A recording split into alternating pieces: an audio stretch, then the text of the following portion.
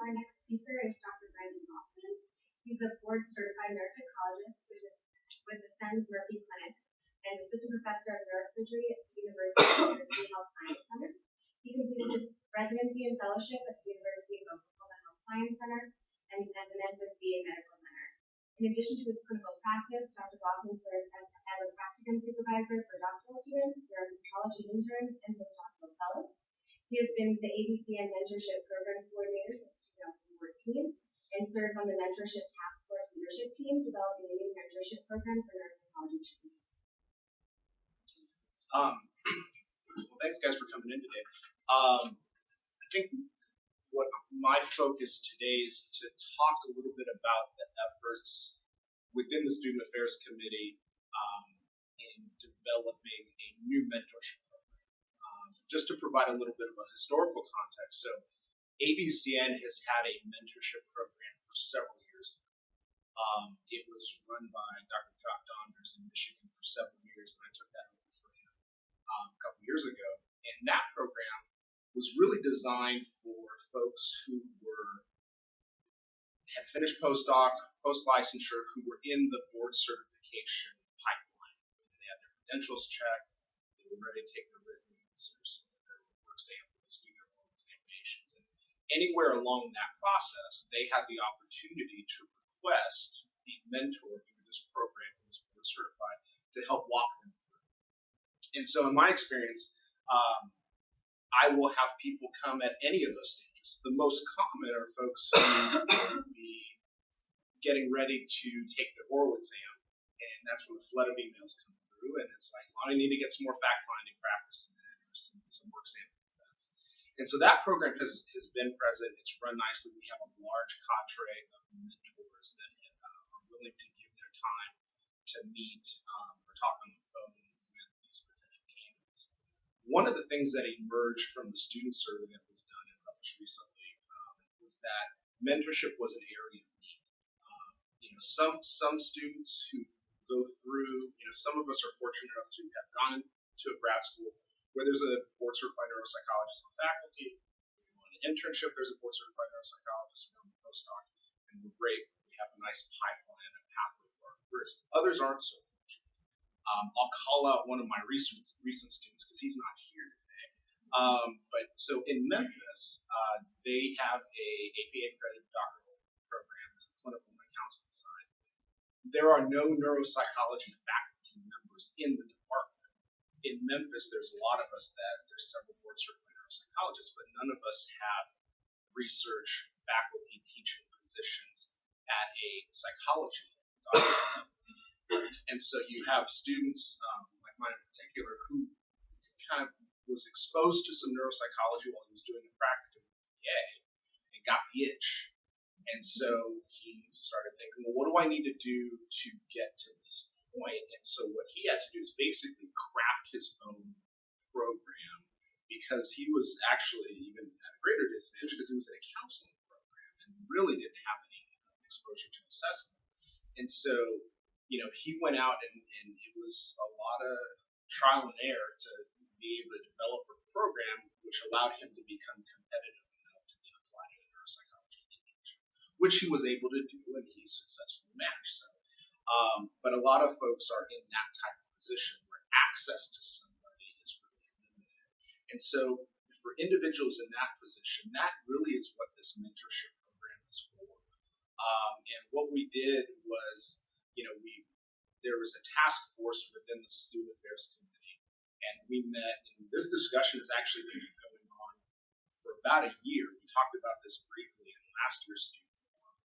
But over the past year, we've met, we drafted up a document, we sought out some feedback from several other committees within AACN to see what do we need to pay attention to as we're trying to develop this program. We drafted a document, a program overview, some expectations of the mentor and the mentee. We submitted that to the board of directors, and fortunately, we were able to get that approved just recently. The first step, which happened last week or 2 weeks ago, was we sent out a mass email to the member listserv through AACN. So what we're doing right now is really developing a cadre of mentors who want to participate in this program. And I think Stephanie just told me yesterday that we have about 27 people that have signed up within a couple of weeks, which is great. The information regarding the program will get onto the website eventually. For individuals who are interested in participating as a mentee in the program, the steps would be there is a survey that you fill out. And there's a link. So, oh, there you go. Maybe I'll stand up there. All right, so this is the mentorship survey. So there is a mentor and a mentee. As you can see, it's very simple and clean and not complicated. So put information about background. You can see, what are the areas that you're interested in? Where do you see your career going? Thinking you're going to go to an academic medical center, you're going to be in private practice, or you're going to be a VA. So you go through here, and then there's questions about time and research interest, areas of expertise, breaking it down to clinical populations. And then if you keep going, we have some demographic backgrounds. We also know as early career professionals, there are issues that come up that sometimes mentorship is really helpful. Eric was talking about some of the business aspects of psychology. That, to me, was a huge learning curve. Fortunately, there were some folks that already kind of laid some groundwork in my clinic, so it wasn't too much of a headache. But nobody teaches you that in grad school. So sometimes having a mentor to discuss that aspect, how do I approach paying off all the student loans I have? Those are some of the issues that might be involved. So we have all this different data here. And this is submitted. Once this is submitted, it gets uploaded and gets placed into a database. And we have a team that is going to be managing all this data. And then there's a separate team that is going to take the mentee data and then the mentor data and try to match it based on mutual interest, availability, resources, and so on. Now, the program, I will say, is not designed for, let's say I'm in grad school and I say, wow, I really want to go work with Dr. Heffelfinger at MCW. Can you match me with Dr. Heffelfinger so we could? So I have inside track on that person. That's not what it's designed for. It really is looking at match and trying to address some of the issues that come up as you go through the graduate program. And again, this is early in the process. We're very excited about it. The board of directors is excited about it. We've got a lot of support through AACN, and we really want to make this work. There are obviously going to be some growing pains as we move forward, but we're happy to say that we now officially have something to offer to students. With that said, I'll kind of close that.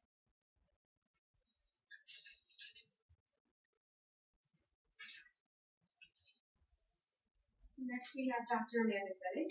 She completed her PhD at Fordham University, her internship at the University of California, San Diego, and her postdoctoral fellowship at Columbia University.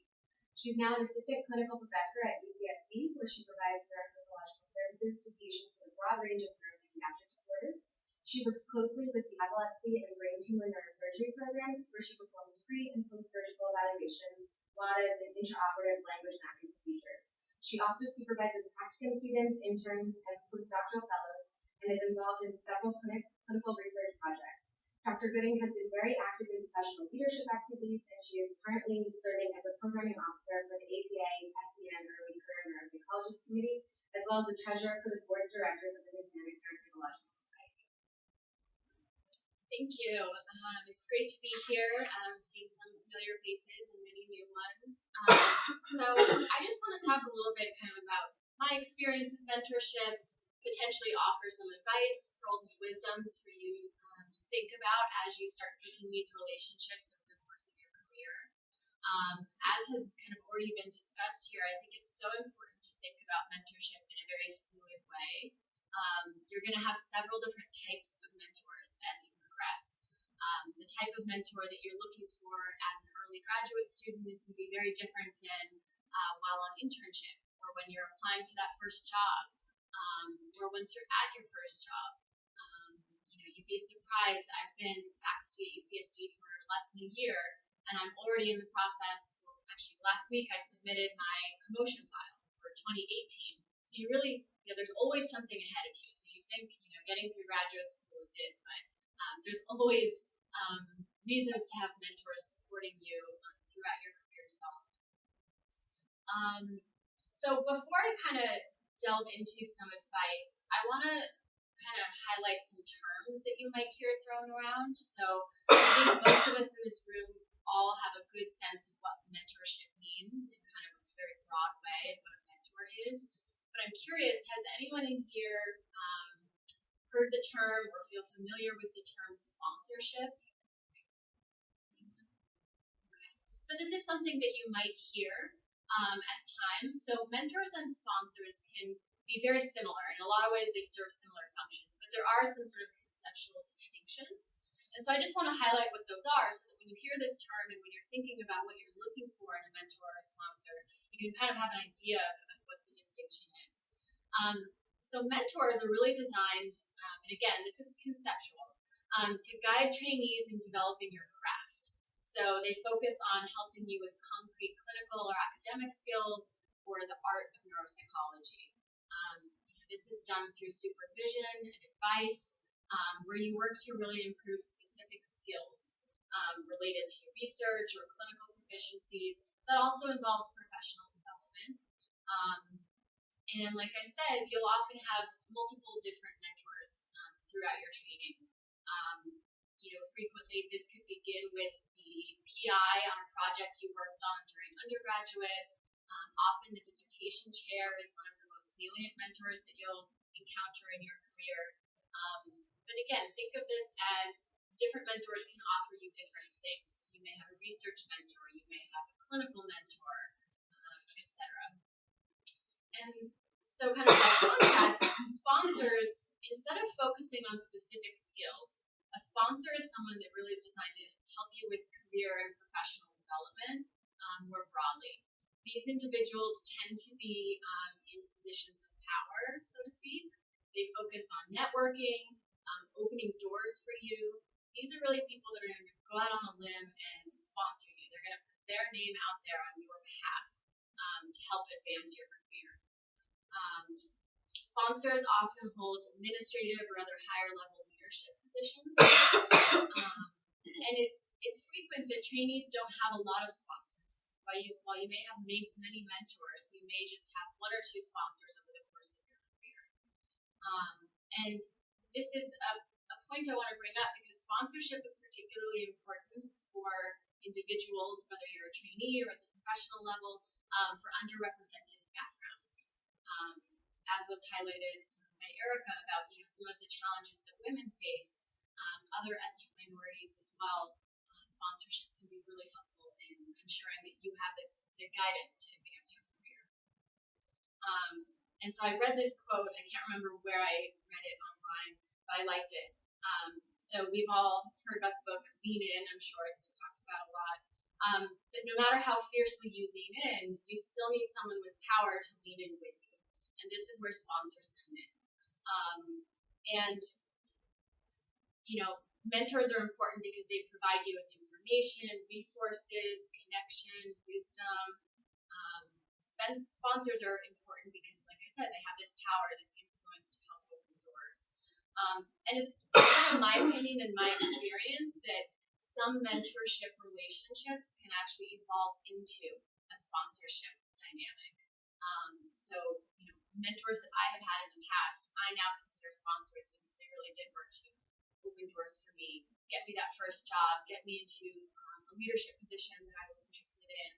So when you're seeking mentors, kind of have this in the back of your mind that, there's overlap and it's very fluid, but think about ways that, you should be seeking sponsorship as well over the course of your career. And then for the purpose of my sort of advice, I'm going to kind of use the terms interchangeably, so I'll just talk about mentorship, but this sort of applies to both types of relationships. I think one of the most important things to help you with your professional development is to be proactive in seeking out these relationships. Identify individuals that you would like to work with or that you would like to learn from, and seek them out. They're very busy people, And most of the time they want to help you, but they're not going around saying, I'm looking for a mentee today. So it's really on you to kind of foster and look for these relationships.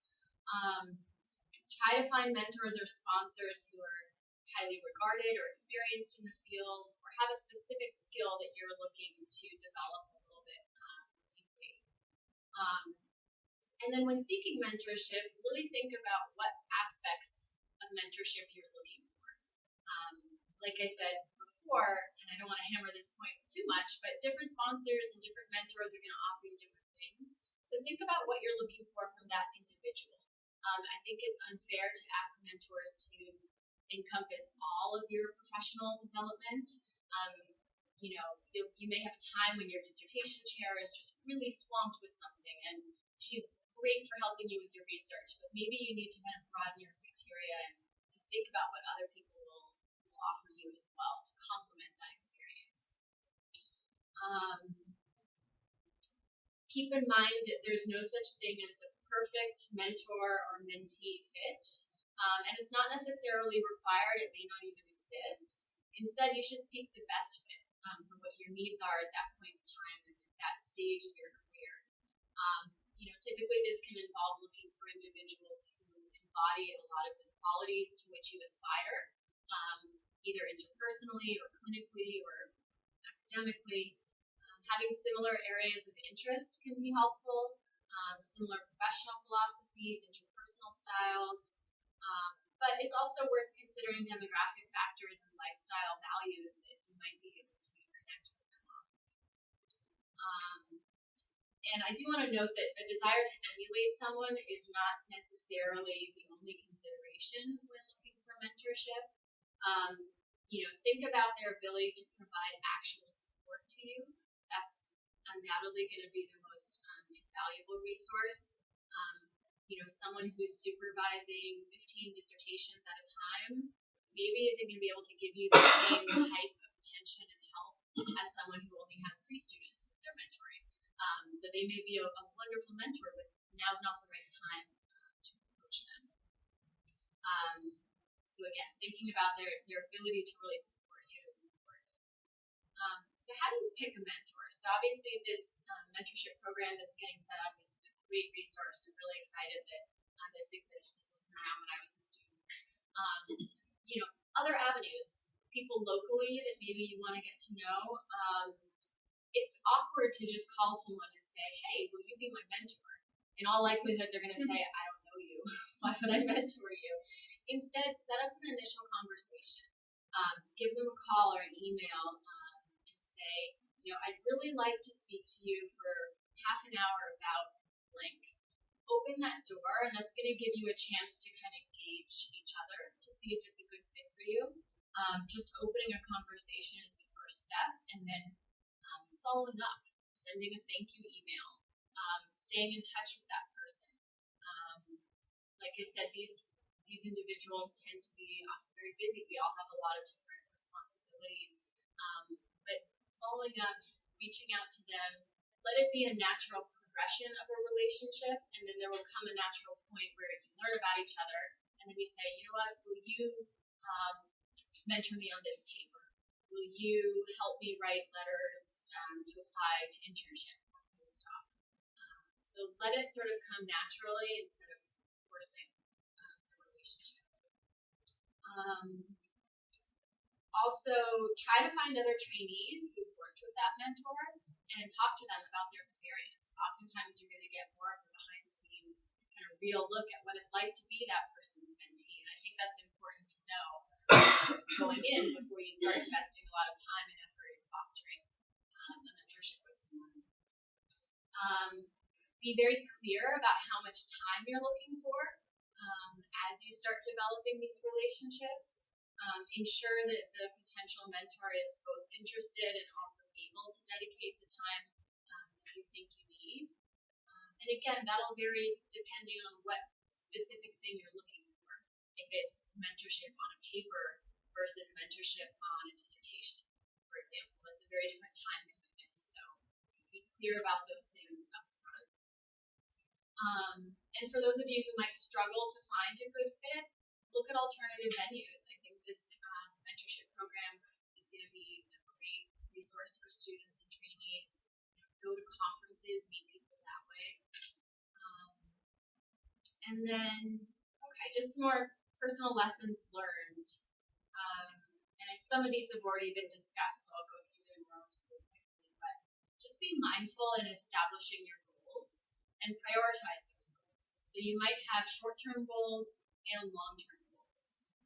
And so I think it's important for you as a professional to sit down on a yearly basis or some sort of regular time frame where you identify your goals, talk them out with yourself, and then talk them out with your mentor, and prioritize what you guys want to work on at any given time.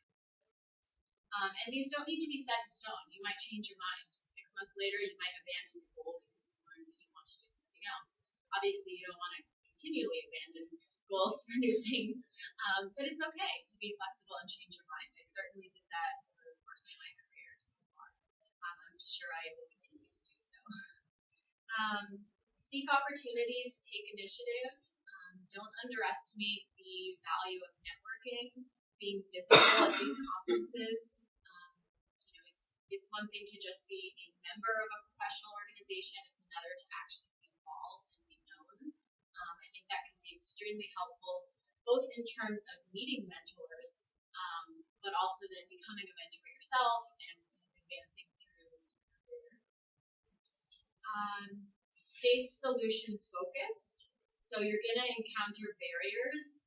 Don't just complain about them. Problem solve. Try to figure out ways to overcome that. And a good mentor will help you do that. Advocate for yourself. So again, I kind of already said this, but show initiative, perseverance, seek feedback. And sometimes that's hard. Sometimes you're going to get feedback which is positive. Sometimes you're going to get feedback which is negative. Try to use it constructively. I definitely had mentors give me feedback that was hard to hear at the time, and I remember going, oh my God, I can't believe they said that to me. And looking back now a couple years later, that was really invaluable advice that I'm not going to forget. So check your ego sometimes, because sometimes the mentor, not all of them, sometimes there's differing qualities, but oftentimes they do have your best interest in mind. So kind of take that and try to use that constructively. In doing so, if you actively seek feedback, it's going to demonstrate that you're genuinely interested in learning and growing. So ask your mentors for feedback. Don't just wait for them to give it to you on a yearly evaluation. Check in with them. Be engaging and personable. I know this sounds really silly, but it's true. The more you connect with someone, the more they're going to be able to help you. We're all human. We're not just professional robots advancing through our career. And so I think if you can find overlapping interests, show an interest in their personal life, share about your personal life. That was something for me that I didn't do a lot early in my career. I always thought, don't talk about yourself, don't talk about anything outside of the office and the lab. But I've learned my best mentors and the friendships that I've developed have really stemmed from opening up a little bit and being willing to share more about yourself. That was actually a piece of constructive feedback that I received from a supervisor during graduate school. Was she doesn't open up, she's very closed, and I guess I'd been coming across as cold, which is not at all what I thought I was doing. I thought I was being professional.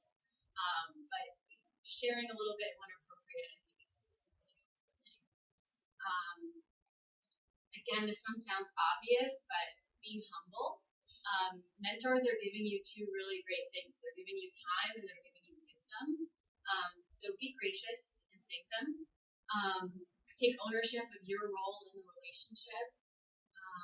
And try to be interpersonally effective, and avoid burning out your mentor. So they're busy. You're always going to have things that you need to work on. If you feel like you're asking too much of one person, you might be. In which case, start thinking about who else could you ask to help with specific things. Being organized is going to make their life much easier, and it's going to make sure that you get the most out of your mentor-mentee relationship. Finally, don't let them down. they're putting their name out there for you and they're helping you. So it is on you to make sure that you're putting in your best effort, and you're not always going to succeed. There's going to be times where things don't go as you'd hoped. But when you have an opportunity to really shine and prove your value, do it, because they're going to remember that, and that's only going to help you again down the road. And that just kind of circles back to the prior discussion about this really being a two-way street. So it's not just that the mentor is the person with the power in the relationship, it's dynamic. And so the two of you both have to work to get the most out of what you need. So I think I'll stop there. Those are just my advice. Take it or leave it. Well, I'm sitting here, I'm here to answer questions for you guys. I'm Amy Heffelfinger. I'm the current president of AACN, the Association for Postdoctoral Programs in Clinical Neuropsychology, also at the Medical College of Wisconsin, and this has all been fascinating to listen to. I'm so excited. I mean, I think the one thing that I'd like to just add following this, as someone who is, even though I still feel like I'm a second-year graduate student, I'm actually a senior in the room. Most senior people did not grow up with any of this language. So none of us train with concepts like mentoring, certainly not sponsorship. And,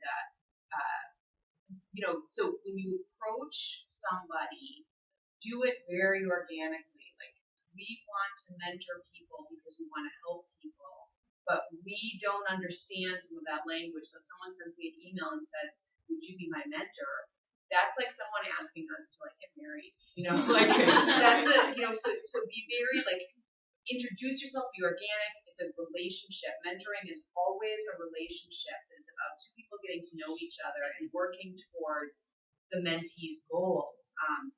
And I think that's one of the hardest things is that nowadays there's a lot more in the education that you're getting that we didn't get. And so we are definitely people who can be very intimidated by something. Like if you approach a lot of senior people and say, would you be my sponsor? They're like, I don't even know what that is. Like, am I adopting a child in a different country? So just take it very organically. Make sure that it's a defined relationship, because that is really important. I mean, I went to people and said, did you know that I've been mentoring you for the last 10 years? And they're like, what? Huh? That kind of, but just make it be about you. And if you don't think that you're fitting with that person, you're probably not. And that's good to know. So otherwise, I'm just here I really wanted to be able to support students in the, what do you need to get mentoring in order to get into that fellowship level. If there's any questions about that, that's really what I'd like to answer questions about.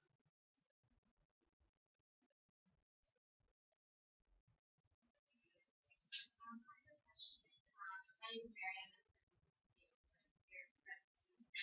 So I have a question for you back to the in terms of being personable and not full. I've had discussions with other students and other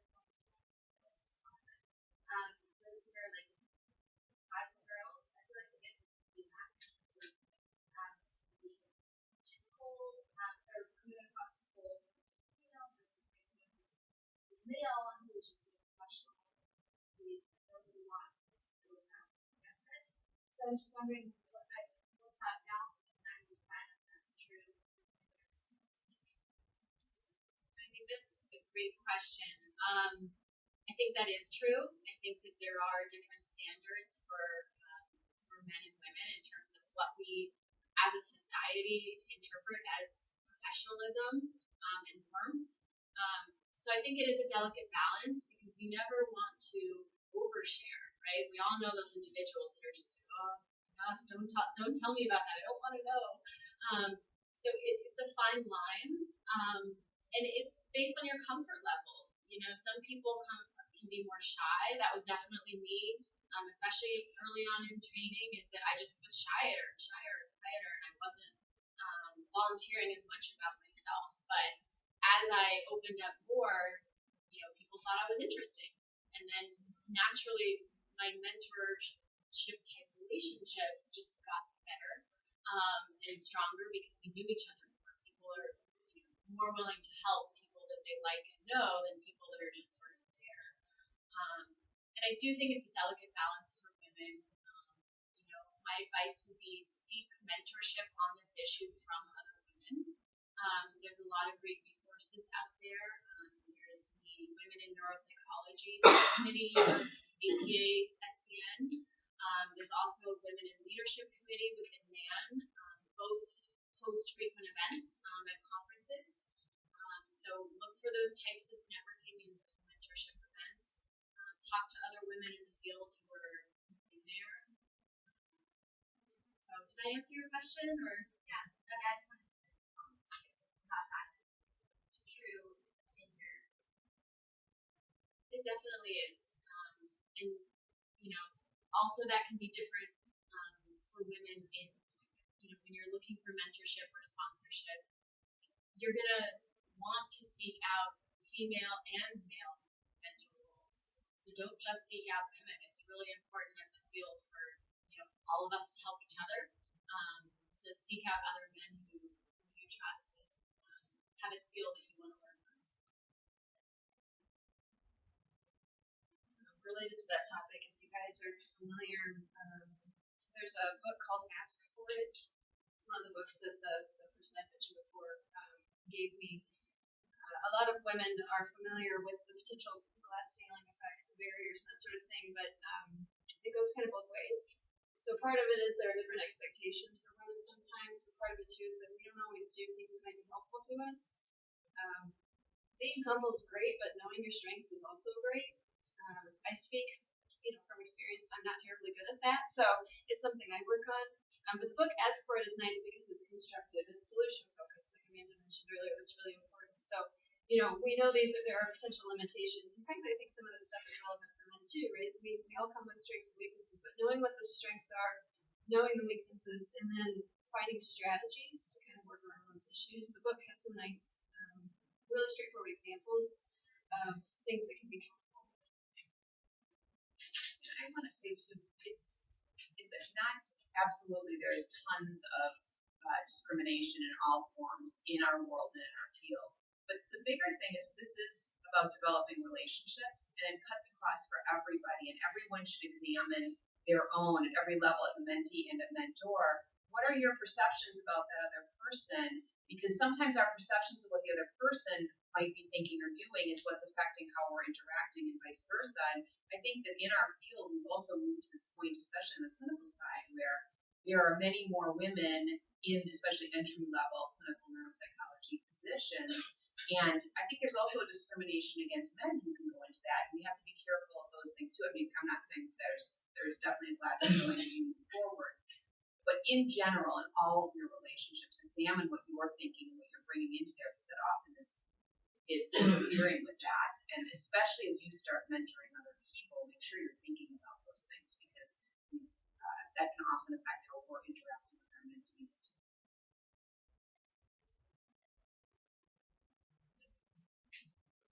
It really is about relationships. I think that's the thing. Develop the relationship, feel comfortable to ask for, absolutely reach out to get the support that you need. And if you don't feel that it is great, be very goal focused, get your goal out of that relationship and move on. Like it is, there are a lot of people in this field that want to help you. You will find a good set of people who come along if you reach out to them and make yourself available to them. You can also reach out to peers. That was also something that was really helpful to me. For example, like when applying for internships or postdocs, I reached out to other trainees from my graduate program that were maybe a couple years ahead of me. Said, hey, I'm really not sure where to start with these essays. Would you mind if I take a look at yours? Most people are going to be willing to share and want to help you in that way. Talk to them about the sites they've visited. Talk to them about what interviews were like. Depending on kind of how far removed your mentor is from that process, they may not have a good hands-on sense of what that experience is like. And I think your peers are valuable sources of support in that way. And help each other. It's hard because we're all competing for internships and postdocs and jobs, but really should be helping each other more because it's only going to make it easier for yourself as well. So. My colleagues, we talk a lot about synergy. So potentially we could all compete with each other. I don't see a ton of value in that because I think, at this point, like I said, there's 3 of us in a small space. We have techs and we have students, which helps sort of flesh things out. We actually have a social worker and a neuropsychiatrist on our team as well. But there's just 3 neuropsychologists, and if we competed with each other, it'd be pretty terrible. But even in a large section, I don't think it's all that helpful. Instead, like I said, we use sort of democratic approaches for various things we do, where we identify who wants to focus on what, and how can we kind of make that work for everybody. You'll get a lot further. It's a lot more fun to come to work every day because I actually like my colleagues, which is nice. So little things like that can be really helpful. But that's true even in grad school, even if you're in the same lab or a different lab and you guys are trying to get different things. The competition's not as helpful. I think, especially long term, if you think long term, sure, someone got the scholarship and you didn't, or the grant or whatever, but there will be more opportunities. So. I'll throw in my funny personal anecdote about there was a competition. So when I was going through postdoc interviews, it was when INS was in Hawaii, which was horrible because we're all stressed out and you can't go to Hawaii. But there was, as you kind of rotated through your different interviews, you would start to see the same people. And there was this one guy who I swear was at every interview, either before or after me. Then we would meet with the postdocs, and he was there. And I didn't really get his name. We didn't really talk, but I just had this, he's competing. We matched at the same postdocs. And what started off in my mind as this competition kind of evolved into almost a mentorship between us and kind of supporting each other. We kind of took a little bit of a different career path as to where we are now, but you see that type of evolution. And so I would say, don't be discouraged if that's the feeling that you have as you kind of are moving through this, because it doesn't. So we've hit 8:30, so we're gonna stop. I'm sure that if you guys are willing to hang around, if you have questions specifically, you want to ask them, please feel free. The other thing I just wanted to let you all know is that we are launching the mentorship program, but we have not sent it out yet. So if you want to be the first people to sign up, you can leave your name and email, and we're actually going to let you guys be the first ones. It's going to be first come, first served. So if you want first pick of mentors, put your name. And we'll send you an email later today with the link for how to fill out the survey. So, thank you very much. Really appreciate it.